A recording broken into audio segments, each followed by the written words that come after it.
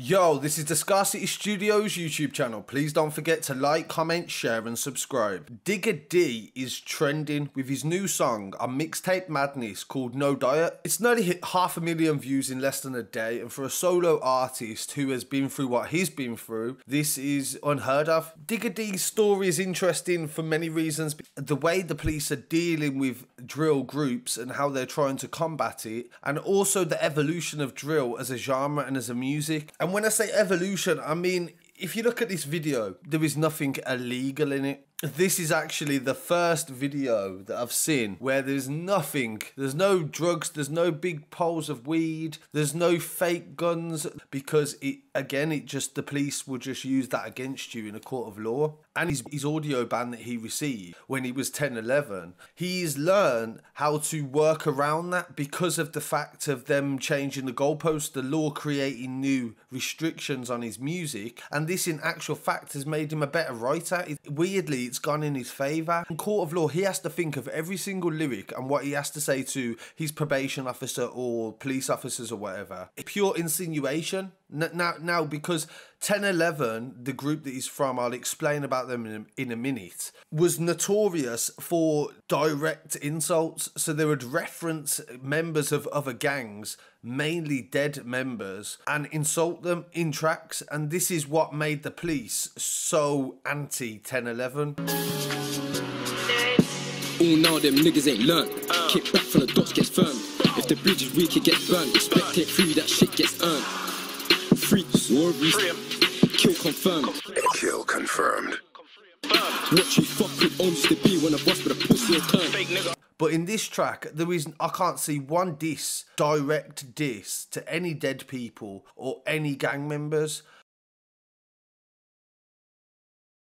I got 6, and if you add 3 more, then I'm somewhere where I might get recalled. And I'm tired of seeing the can. Whole thing get shell lung. And the only thing that was a bit iffy, they'd bleeped it out anyway. So there was taken into consideration that that lyric could be offensive to somebody. And this is what they have to understand, because I was speaking to the father of a young boy who was stabbed to death in Wolverhampton. I'm going to be covering his story shortly. And we was discussing about, and it's related to music, is involved in it to a degree. He was talking about the direct insults from gang members to other gang members, especially dead gang members, that stir the sort of beef and the retaliation. And just because the fans enjoy a certain aspect of a genre, you can't dismiss the fact that it does encourage it. So the artists, in order to be able to keep being able to make music, they have to account for the fact that people have feelings, people will get hurt, somebody can get angry, and somebody's life could be lost over a lyric. They do need to be careful. At the end of the day, you can still depict your struggle, you can depict where you've come from, you can talk about the life that you live in, but you have to do it in a reflective manner. You can't just be talking about dead people, it's just disrespectful. Digga D comes from a drill rap group in West London called 1011. 1011 had a lot of success, all their music videos went viral, millions of YouTube views, and 99.9%, maybe all of them, are just been took offline by the police. They've been re-uploaded several dozen times by different fans, and this is another thing that happens as well. When the police ban a song or a genre or an artist, that the fans will then re-upload the song to a dead YouTube channel, so they're not trying to monetize that channel. It's not serious. They don't care if they can't make money off it, so they just upload any tune to it, and then that gets more views. And he also encourages people are more interested by the artist, like why they're banning him, what has he done, what's controversial, and that increases the interest in an artist too. In 2018, 5 members of a drill music group were slapped with tough restrictions on their lyrics, videos and performances in a landmark case.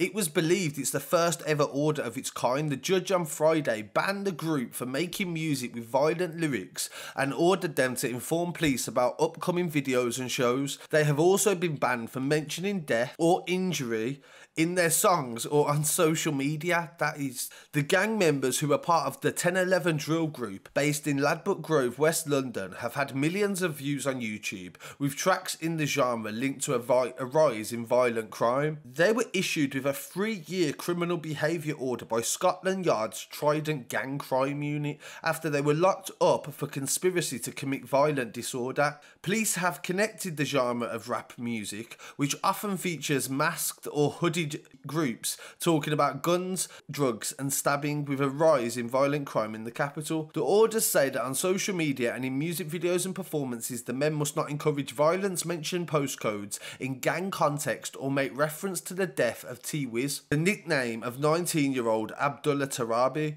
who was fatally stabbed in West London. They must also notify police within 24 hours of releasing new music videos and give 48 hours warning of the date and location of any performance or recording, and permit officers to attend. The men must also not possess balaclavas, attend Notting Hill Carnival. Freedom of expression campaigners criticised it.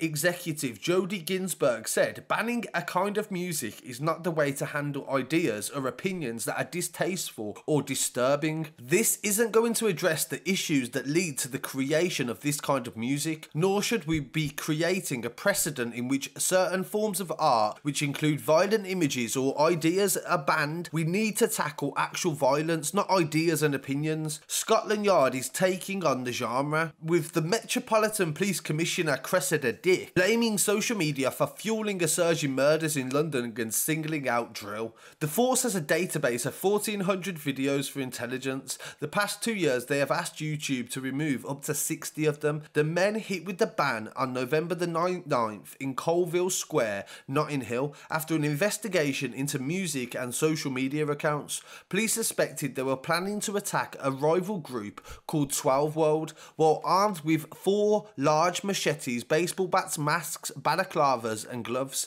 The defendant said they was on their way to make a music video when they was arrested and the weapons were simply props. But the judge said it averted a very serious violent incident between the two gangs. They admitted the lesser charge, having denied both counts of conspiracy to commit grievous bodily harm with intent. They're all in jail. He was serving 12 months, Digga D was. The detention sentences between 10 months and 3.5 years, and their orders are for 3 years. So this in action effect actually just destroyed 1011. If you just go back to just normal hip hop, they talk about references to guns, they talk about violence.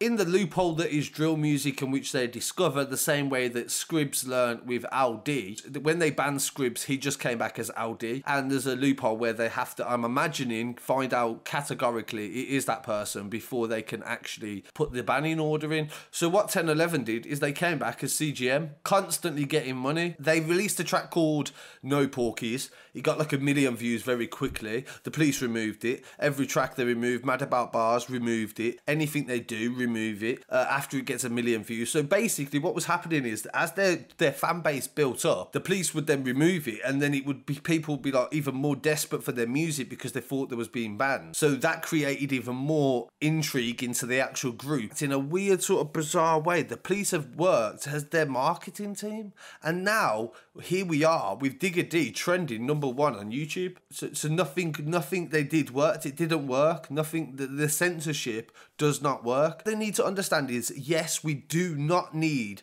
direct references to people that have lost their lives. That needs to stop across the board, but that can only stop if the fans don't condone it. If the fans as a whole just say, okay, do you know what I mean? We can't be doing it like that. We need to go around it in a different way, talk about it in a different way without directly offending somebody who's lost their brother or sister. So that needs to stop. There's only so much the police can do after that to be able to filter or censor it, because this video, I don't think it hasn't been removed yet. I don't think he will. I think he's actually found his way around it. This is how Digga D will have to, that's how he has to go around it. It has to be more clever metaphors and things that he can answer for and explain in the court of law. It's a very interesting case, and he's 18 years old. He's done big things, and at the end of the day, I'd rather him come off road and go on to do some success as opposed to him being the youngest in his area to have a sniper rifle. Do you know what I mean? Like, got to be better than that, what he's doing now. I'd like to hear people's opinions, if you disagree, if you don't agree on certain things, if you have some argument you want to suggest. And I'd just like to mention it before I leave that I do have a Patreon account now. I've been asked by several people that'd like to donate to it. I'm always going to be doing it. I'm always going to be keeping it fair and as unbiased as I can. But I will put extra content on Patreon. For example, stuff that YouTube won't allow. That would definitely be something I'll do. And it's I think it's about $2 a month. And I'll definitely, and it will help support and grow the channel so I can achieve the goals bigger due to the fact that some of the subjects I discuss are not always monetized. So about 50-60% of the videos I do are monetized. If I just cover music news, I'll get them all through, but I do cover controversial subjects. On that basis, it's not very advert friendly. So if you do like the channel, if you watch it daily and you want to get involved and be a part of it, and you do, everybody knows I do listen to you guys and I do take everything on board.